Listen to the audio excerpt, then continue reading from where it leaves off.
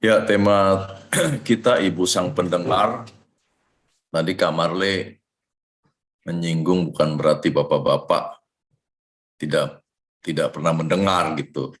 Padahal saya berpikir kenapa tema ini apa karena ibu-ibu ini susah mendengar gitu. Karena memang katanya ibu-ibu itu berkata-katanya itu sehari itu lebih banyak gitu ya dari bapak-bapak gitu. Khususnya perempuan ya. Lebih katanya ada yang bilang 2 kali lipat lebih banyak dari laki-laki, ada yang bilang 20.000 kata per hari gitu ya, bapak-bapak atau orang laki hanya 7.000 ya, tapi kemudian dibantah lagi penelitian itu katanya sebetulnya hanya 2 dari 56 wanita yang berkata-katanya lebih daripada pria. Yang mana yang tidak, yang benar saya juga tidak bisa menyimpulkan, tetapi secara umum ya, saya secara umum saja memang kalau kita perhatikan ya, ibu-ibu memang lebih banyak berkata-kata ya dibanding bapak-bapak. Jadi itu secara umum saja. Sehingga apakah tema ini ibu sang pendengar itu jarang nih ya ibu sang pendengar sehingga diperlukan. Baik, kita untuk mempelajari ini ya ibu sang pendengar eh, cukup sulit ya sebenarnya, ini mau merefer dari mana ini temanya ini ya Kak Marle, tapi saya coba mencari terus ya, maka saya membaca kisah Ruth dan Naomi ini ya, di Ruth 1 ayat 1 sampai 22 saya bacakan ya, nanti ibu-ibu boleh menyimaknya dari Alkitabnya masing-masing ya. Pada zaman para hakim, memerintah ada kelaparan di tanah Israel. Lalu pergilah seorang dari Bethlehem Yehuda beserta istrinya dan kedua anaknya laki-laki di daerah Moab untuk menetap di sana sebagai orang asing. Nama orang itu ialah Elimelek, nama istrinya Naomi, dan nama kedua anaknya Mahlon dan Kilion. Semuanya orang-orang Efrata dari Bethlehem Yehuda. Dan setelah sampai ke daerah Moab, diamlah mereka di sana.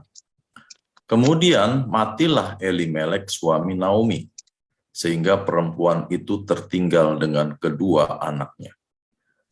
Keduanya mengambil perempuan Moab, yang pertama bernama Orpa, yang kedua bernama Ruth, dan mereka diam di situ kira-kira 10 tahun lamanya. Lalu matilah juga keduanya, yakni Mahlon dan Kilion, ya, anaknya Naomi itu ya. Sehingga perempuan itu kehilangan kedua anaknya dan suaminya. Kemudian berkemaslah ia dengan kedua menantunya dan ia pulang dari daerah Moab, sebab di daerah Moab ia mendengar bahwa Tuhan telah memperhatikan umatnya dan memberikan makanan kepada mereka. Maka berangkatlah ia dari tempat tinggalnya itu bersama-sama dengan kedua menantunya.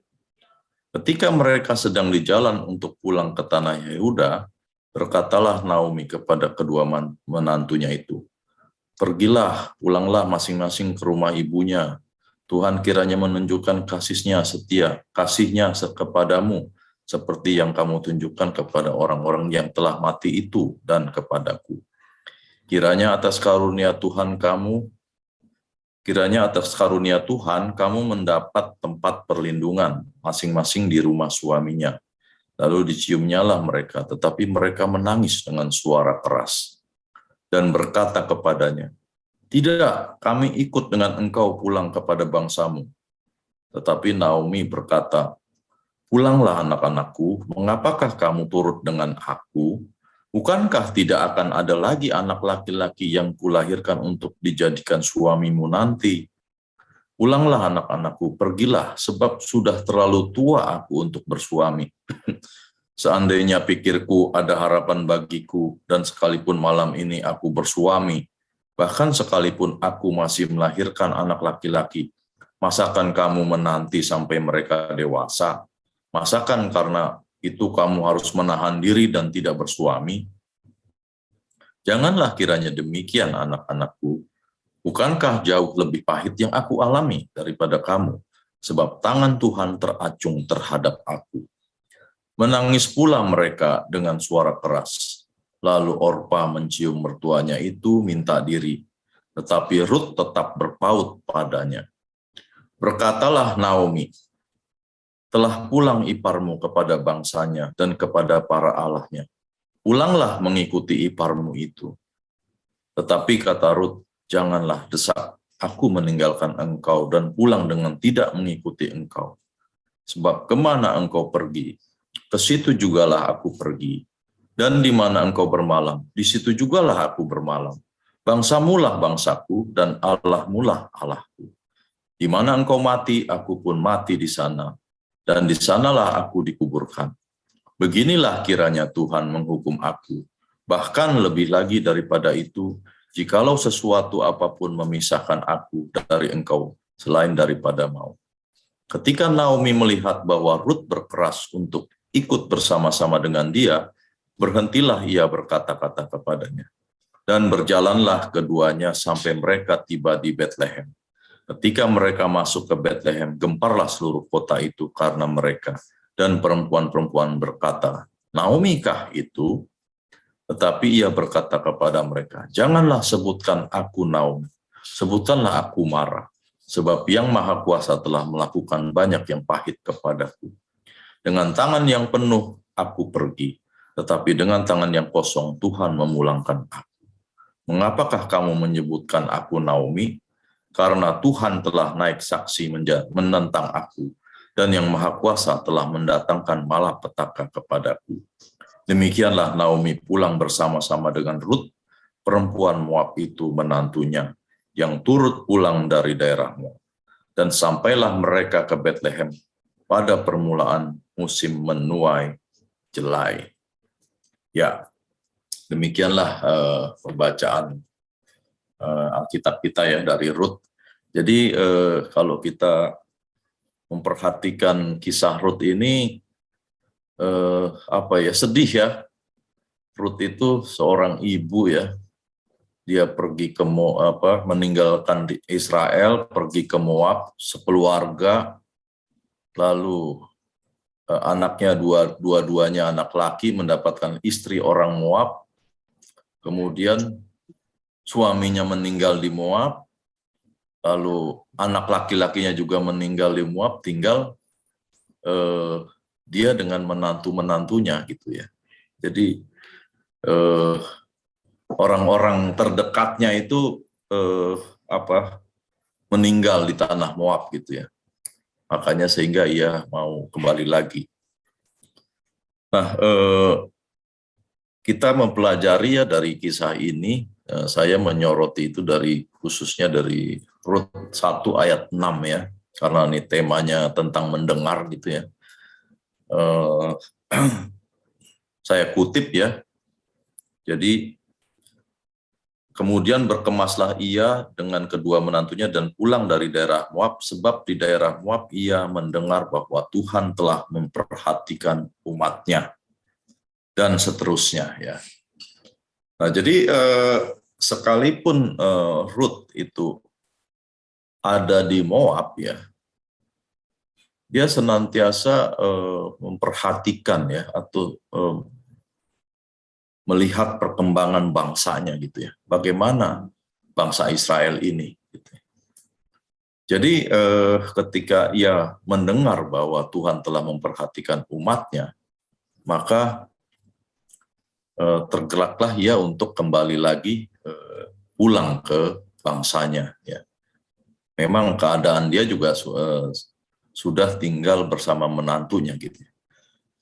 Nah, keadaan bangsanya ini di tanah perjanjian ini bukanlah sebetulnya bagi Naomi bukan sekedar bahwa itu adalah kampung halaman, tetapi rata-rata orang Israel itu sangat memahami ya, melalui dari kecil sudah diajar gitu ya, bagaimana bangsanya dia sendiri itu keluar dari perbudakan di Mesir gitu ya. Bagaimana Allah atas inisiatif Allah sendiri itu, Allah lah yang mengumpulkan bangsa Israel untuk keluar dari tanah Mesir, dari perbudakan, Dan Allah ingin menjadikan Israel adalah umatku, kata Tuhan gitu ya. Dan inilah yang dipercaya turun-temurun oleh setiap orang Israel ya gitu, orang Yahudi ya. Mereka mempercayai ya pemahaman iman itu sampai saat ini gitu ya. Sampai mereka menunggu Mesias pun sampai ditunggunya sampai saat ini ya gitu. Meskipun secara sadar Naomi juga menyadari bahwa dia punya kesalahan ya dengan meninggalkan Israel dan hidup di tanah Moab gitu. Sehingga kita tahu tadi cerita ulangannya dia sampai bilang jangan nyebut aku Naomi lagi, aku marah gitu ya. Karena Tuhan telah memberikan yang pahit. Dan dia sadar bahwa dia memang mengalami hukuman dari Tuhan gitu ya. Sekalipun hukuman Tuhan kepadanya itu bukan berarti tiada berkat baginya ya. Karena kalau kita baca selanjutnya, akhirnya itu Ruth itu menantunya Naomi itu adalah menjadi istri dari Boas dan melahirkan Obed. Obed itulah yang melahirkan Isai. Isai itu adalah bapaknya Daud. Artinya apa? Artinya berkat Tuhan Mesias yang dijanjikan itu lahir dari keturunan ini ya, dari menantunya,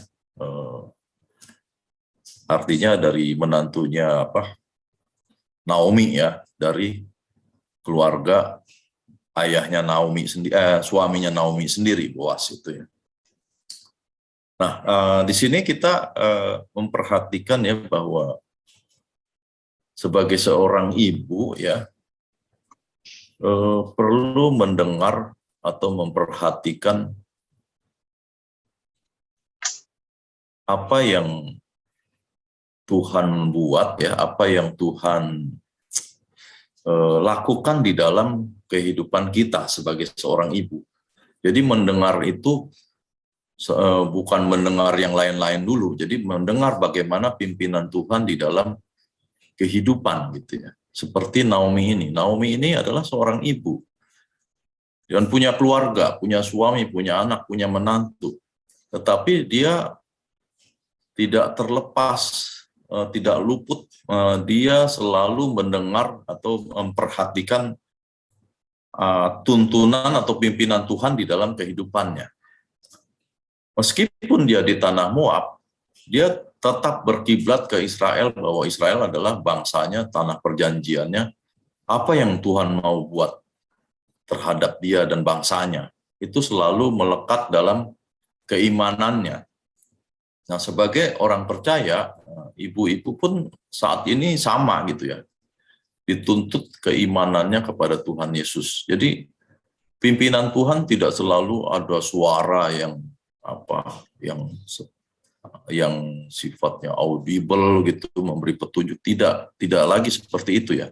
Karena firman Tuhan sudah dibukakan bagi kita bisa baca ya. Sehingga kepekaan kita itulah yang dituntut oleh Tuhan kemana Tuhan memimpin kehidupan kita ya, khususnya ibu-ibu. Sehingga di tengah-tengah permasalahan kehidupan keluarga, senantiasa menggantungkan diri kepada Tuhan, senantiasa membawa setiap permasalahan hidup di tengah-tengah keluarga itu berkomunikasi dengan Tuhan, sehingga disinilah akan tercipta suatu dialog antara diri kita dengan Tuhan, sehingga kita tahu apa yang Tuhan mau di dalam kehidupan kita. Nah, inilah yang dilakukan Ibu Naomi ya di tengah-tengah masa-masa krisis keluarga mereka ya, karena ini memang suatu permasalahan kehidupan ya, bagaimana dia kembali sangat miskin gitu ya dari tanah Moab. Nah, inilah apa yang perlu ibu-ibu memperhatikan, bahwa perhatikanlah dengarkanlah ya apa yang Tuhan gitu ya Tuhan nyatakan di dalam kehidupan ibu-ibu dan juga kepada keluarga. Nah, itu yang pertama. Nah, yang kedua ya, ini adalah kisah tadi ya, bagaimana dua menantu ini mau mengikuti Naomi yang mau pulang ke tanah Israel. Jadi ketika Naomi melihat bahwa Ruth berkeras untuk ikut bersama-sama dengan dia, berhentilah ia berkata-kata kepadanya. Jadi memang menantu yang satu itu setelah diberikan penjelasan, akhirnya dia mau ya menuruti untuk kembali lagi kepada keluarganya gitu ya. Tetapi Ruth berkeras gitu ya. Dia tidak mau pulang dia tidak mau kembali tinggal di Moab, tapi dia ingin mengikuti Ruth gitu ya. Nah, Ruth sangat mendengar sekali ya alasan bagaimana Naomi mendengar gitu ya. Alasan daripada Ruth mau mengikutinya dia ya. Sehingga berhentilah ia berkata-kata. Nah, penting di sini berhentilah berkata-kata. Ada suatu saat kita harus berhenti berkata-kata, itu bukan karena kita speechless ya gitu atau kehabisan kata-kata, tetapi apa sebetulnya alasan orang itu, alasan dia mengatakan suatu itu. Kita harus perlu memiliki kepekaan ya, ibu-ibu perlu memiliki kepekaan. Jadi kalau ada suatu alasan yang berlandaskan iman ya, ini perlu diperhatikan untuk didengar gitu ya. Karena Ruth itu sudah mengatakan bangsamu bangsaku, Allahmu Allahku. Di sini adalah suatu kalimat yang luar biasa ya, yang disampaikan Ruth kepada Naomi. Dan Naomi itu mendengar sesuatu yang bukan sekedar sentuhan hubungan interaksi yang seperti biasa, bagaimana layaknya ibu dan anak ya, atau layaknya saudara gitu. Tapi di sini sesuatu yang lebih terjadi gitu. Alasan daripada Ruth mau mengikuti Naomi. Nah, sehingga Naomi begitu mendengar ini, dia berhentilah berkata-kata. Karena dia mendengar bahwa Ruth mau mengikuti dia itu bukan sekedar Ruth lagi gitu, tetapi bangsamu adalah bangsaku, Allahmu adalah Allahku. Artinya Ruth sudah mempercayai bahwa Allahnya Naomi adalah Allahnya Ruth. Dan ini adalah sesuatu yang lebih dari sekedar hubungan interaksi saudara bersaudara, atau ibu dan anak, atau ibu dan menantu. Nah, ini di sini mengajar kita gitu ya, kita semua ibu-ibu untuk mendengar sesuatu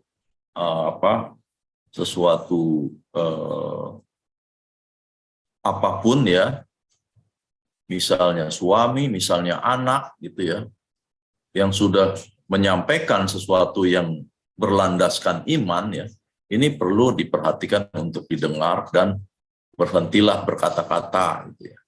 Ya misalnya banyak orang tua itu kan keberatan ya anaknya itu ya, katakanlah menjadi hamba Tuhan gitu ya, langsung, atau nggak usah hamba Tuhan lah, mendengar jurusannya yang kurang diminati aja ketika mau kuliah, itu khususnya ibu itu sudah mulai menggeser-geser gitu, mempengaruhi. Baiknya ini aja, ini bagus loh, ini lebih terima pasar begini, ini sekarang banyak dibutuhkan pekerjaan ini gitu ya. Nah, itu baru ngomong jurusan. Apalagi menjadi hamba Tuhan, kadang-kadang mulai menghalang-halangi. Nah, ini kita menghadapi hal-hal seperti ini, terutama ibu-ibu, perlu suatu kepekaan ya. Apakah ini suatu yang berlandaskan iman, jikalau ini pilihan-pilihan yang dilakukan oleh keluarga, anak-anak itu sudah berlandaskan dengan iman, maka patut diperhatikan untuk didengar gitu ya. Dan berhentilah ya berkata-kata yang mulai mempengaruhi yang sebenarnya adalah itu mau-maunya kita gitu ya, atau mau-maunya kedagingan kita. Nah, itu yang kedua ya. Kemudian yang ketiga, ya, ini dari Rut 1 ayat 10. Dan berkata kepadanya, tidak, kami ikut dengan engkau pulang kepada bangsamu. Nah, ini tadi sudah saya singgung gitu ya, bahwa Rut ini bersikeras mau ikut dengan Naomi pulang kepada bangsamu. Nah, ini menyimak dari situasi seperti ini ya, Naomi ini berarti memang ibu yang memberikan sentuhan kasih kepada anak-anaknya ya, sebagaimana layaknya seorang ibu. Jadi kalau kita perhatikan ya, menantu perempuan saja mau tinggal bersamanya. Ini adalah sesuatu yang lebih ya menurut saya, karena jarang ya ibu mertua dengan menantu perempuan itu akur ya. Nah, saya tidak mengerti gitu ya, karena saya nggak pernah jadi ibu-ibu dan juga nggak pernah jadi menantu perempuan. Jadi mungkin ibu-ibu lah yang sudah punya menantu perempuan, bagaimana rasanya gitu ya. Tapi hampir di mana-mana jarang menantu perempuan itu cocok dengan mertua perempuan gitu ya. Ya mudah-mudahan di Gereja Reformasi Indonesia atau ibu-ibu ALF ini tidak terjadi gitu ya. Syukur-syukur mirip dengan Naomi, walaupun baru 70%. Udah lumayan gitu ya. Nah, jadi saya yakin gitu ya, bahwa Naomi itu hidup keberimanannya itu terwariskan gitu ya kepada menantu gitu ya. Dan saya juga yakin keteladanan hidupnya Naomi itu lebih kuat dibanding dia berkata-kata gitu. Karena kan kalau orang berkata-kata itu bisa melukai ya, banyak berkata, banyak salah, melukai orang gitu ya. Nah, sehingga kalau Naomi itu banyak cerewet gitu ya kepada menantunya, nggak mungkin menantunya itu mau ikut dengan Naomi gitu. Jadi saya menarik kesimpulan ya, bahwa hidup keberimanannya Naomi itu begitu kuat gitu ya. Sekalipun bukan berarti Naomi ya tidak bisa salah gitu ya. Dalam kondisi ini saja Naomi menyadari bahwa dia memiliki kesalahan tanggung jawab ya ketika dia meninggalkan Israel. Dia menyadari bahwa Tuhan itu sedang menghukumnya gitu. Tetapi dia tidak pernah meninggalkan Allahnya dan dia selalu hidup gitu ya dengan bersekutu atau berhidup dengan Tuhannya, sehingga inilah yang dilihat oleh menantunya gitu ya, sampai dia menantunya mau hidup mengikuti dia. Jadi keteladanan hidup inilah yang lebih menguatkan ya dibanding daripada Naomi berkata-kata. Nah, sampai sekian ya 3 hal ini yang saya soroti di dalam perenungan siang hari ini. Semoga ibu-ibu ALF ini bisa menarik makna dari kisah Naomi ini, bagaimana menciptakan atau membuat suasana keluarga ya berjalan dalam dengar-dengaran ya kepada Tuhan gitu ya, dengar-dengaran kepada Tuhan, dengar-dengaran juga kepada setiap anggota keluarga, sehingga ketika merespons merespons apa yang dikatakan di dalam keluarga, baik anak maupun suami. Maknailah dulu segala sesuatunya itu dan jangan langsung berespons gitu ya, menanggapi dengan ketika suami ngomong satu langsung 7 kalimat gitu ya, ketika anak 2 langsung 10 kalimat ya. Jangan dulu seperti itu. Mari kita mencontoh Naomi ya, bagaimana dia merespon segala sesuatu itu dengan kacamata iman, sehingga ia boleh mewarisi teladan, mewarisi imannya kepada keluarganya ya, khususnya kepada menantu-menantunya ini. Demikianlah sharing dari saya, semoga memberkati bagi ibu-ibu ALF semua. Terima kasih. Mari kita berdoa.